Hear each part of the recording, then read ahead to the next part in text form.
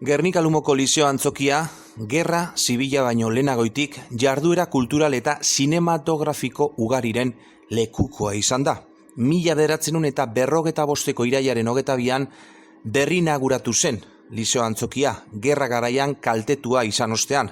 Guadalcanal filmarekin estreinatu zen.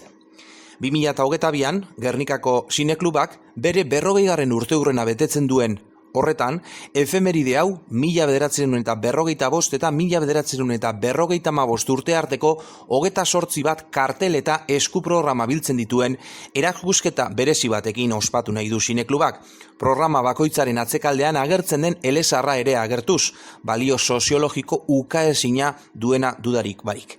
Otsailaren 17an, hasi eta martxoaren 12an bukatuko da erakusketa eta artekaleko erakusketa paneletan egongo da ikusgai. Horrekin batera martxoaren 5 bitartean Rosa Maria Sánchez artistaren basoa eta mikologia erakusketa izango da Gernika Lumoko kulturetxean.